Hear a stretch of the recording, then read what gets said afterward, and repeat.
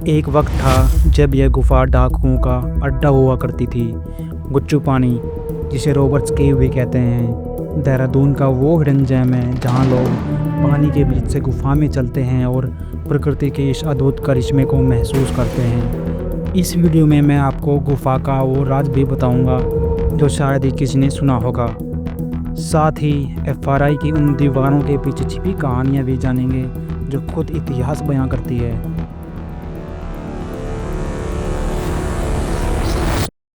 ये जो आप देख रहे हैं, ये सिर्फ आम जंगल रोड नहीं है, ये एक्चुअली दून वैली का गेटवे है। एक ऐसा एरिया जहाँ हिमालयन फुटहिल्स शुरू होते हैं। कॉलोनियल एरा में ये सीम रोड्स ब्रिटिश ऑफिसर्स द्वारा यूज किए जाते थे। फन फैक्ट, देहरादून का नाम देहरा और दून से आया है, मतलब वैली बिटवीन हिल्स, और एग्जैक्टली यही फील हो रहा था यहाँ। अब हम एफआरआई की तरफ चलते हैं जहाँ इतिहास की और भी गहरी परतें हमारा इंतज़ार कर रही थी। एफआरआई देहरादून के मुख्य गेट पर पहुँचते ही मुझे लगा जैसे मैंने टाइम मशीन में ही कदम रख दिया हो। यहाँ की लाल ईंटों वाली इमारत 1906 में बनी थी, जब इसे इम्पीरियल फॉरेस्ट रिसर्च इंस्टीट्यूट के नाम से जाना जाता था। आज भी यहाँ के ग्रीको रोमन स्टाइल आर्किटेक्चर की छाप साफ देखी जा सकती है। ऊंचे पिलर, खूबसूरत आर्क्स और विशालकाय गेट्स जो उस ज़माने की कहानी बयां करते हैं। ये सिर्फ एक रिसर्च इंस्टीट्यूट नहीं है, बल्कि एक जीता जागता म्यूज़ियम है। इस इमारत का बॉलीवुड से भी गहरा कनेक्शन है। क्या आप जानते हैं कि 2012 में आई film Student of the Year की शूटिंग नहीं हुई थी? फिल्म की सफलता के बाद टीम ने दोबारा 2019 में स्टूडेंट ऑफ द ईयर 2 की शूटिंग भी यहीं की। इसके अलावा रहना है तेरे दिल में, पान सिंह तोमर जैसी कई फिल्में भी एफआरआई की पृष्ठभूमि में ही फिल्माई गई है। बाहर से देखने पर यह इमारत बिल्कुल यूरोपियन कैसल जैसी लगती है। मैंने नोट किया कि इसकी छतों पर बना खास डिज़ाइन आज भी वैसा ही है जैसा ब्रिटिश ज़माने में हुआ करता था। एंट्री गेट पर लगा मोटा लोहे का गेट उस समय की मशीनरी और कारीगरी का ही नमूना है।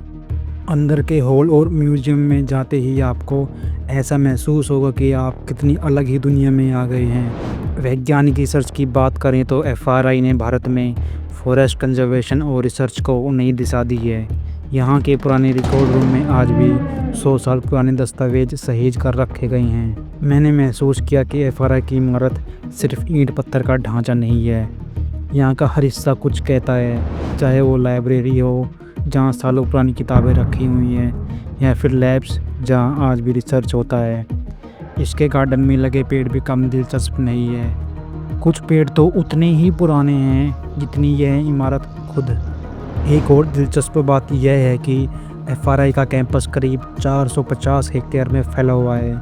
यहाँ की हरियाली और शांति आपको शहर की भीड़ भाड़ से दूर एक अलग ही दुनिया में ले जाती है।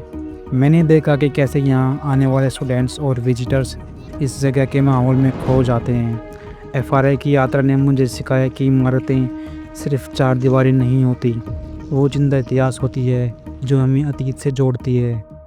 एफआरआई को एक्सप्लोर करने के बाद हम निकल पड़ते हैं गुच्चू पानी के लिए। गुच्चू पानी के मुख्य प्रवेश द्वार पर पहुंचते ही मैंने एक अजीब सी आवाज़ सुनी। यह झरने का पानी था जो चट्टानों से टकराकर गूंज रहा था।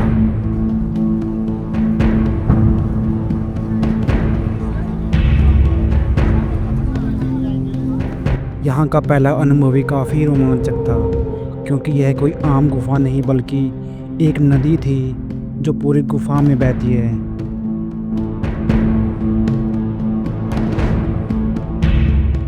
गुफा के अंदर का नज़ारा बिल्कुल ही अलग था। पानी की धारा हमारे साथ साथ चल रही थी, कभी घुटनों तक तो कभी कमर तक पहुंच जाती थी। सबसे दिलचस्प बात तो यह है कि कुछ दूर चलने के बाद पानी अचानक गायब हो गया। मैंने वहां रुककर देखा तो पता चला कि पानी ज़मीन के अंदर समा गया था। यह प्राकृतिक करिश्मा देखकर मैं तो हैरान ही रह गया। ऐसा लग रहा था जैसे कोई जादू हो रहा हो।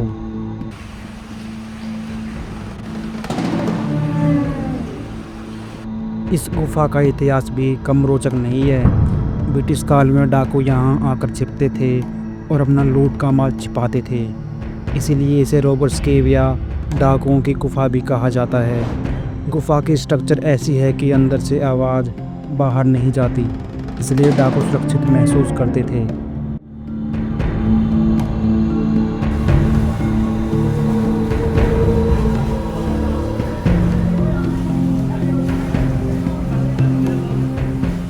गुफा के अंदर चलना अपने आप में ही एक चुनौती थी। कई जगह छत इतनी नीची थी कि मुझे पूरी तरह झुककर चलना पड़ा।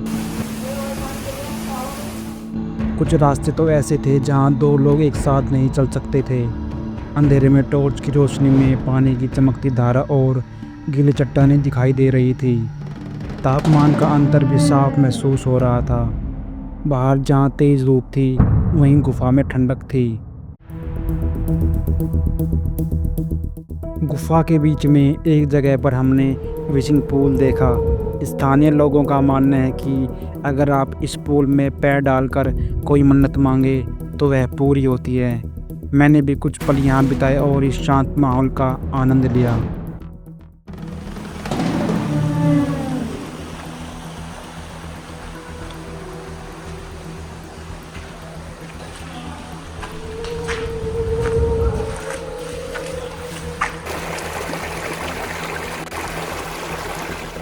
पानी की आवाज़ सुनकर लग रहा था जैसे गुफा खुद कुछ कह रही हो। इस गुफा की एक और खासियत यह है कि यहाँ पत्थरों का रंग और बनावट हर जगह अलग अलग है। कुछ पत्थरों पर लंबी लंबी धारियाँ हैं जो शायद पानी के बहाव से बनी होंगी।